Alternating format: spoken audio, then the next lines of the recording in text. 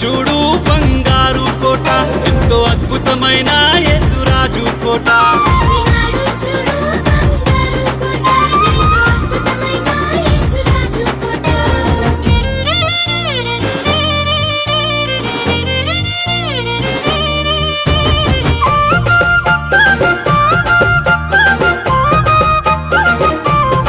మండు టెండల్లోన కారు చీకట్లోన కాలి నడకన పోయి యేసు వార్తను చాటి కట్టినాడు చూడు బంగారు కోట, ఎంతో అద్భుతమైన యేసురాజు కోట.